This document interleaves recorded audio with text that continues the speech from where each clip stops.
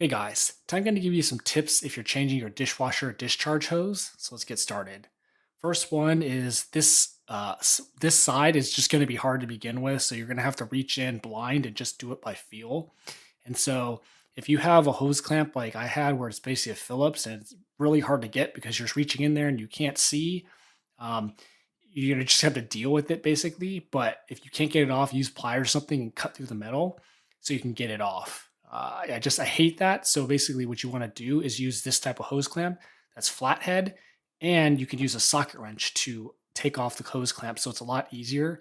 And these ones are better too because they're better at adjusting. I just like the way they adjust better. So make sure you put one of those on if you have the other one like before.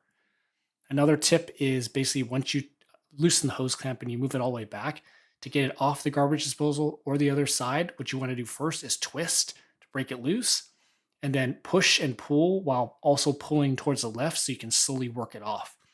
And you have to do it slowly and just slowly but surely you should be able to get it off. If you still can't get it off, use a razor blade and cut the actual hose about 1.5 inches and then do the push and pull. And as you're kind of pulling to the left to work it off, and you should be able to get it off that way. One other note too is make sure that the bend in my particular case is long enough so it doesn't kink the wire, kink the hose. So basically, what happened and why I need to change this is because the hose was too short.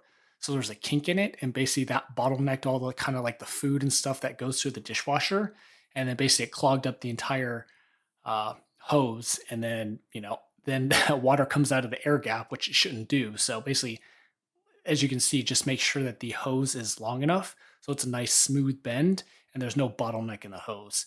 So that's the tips I have for you if you're changing out a dishwasher discharge hose. Hope those are helpful, and thanks for watching.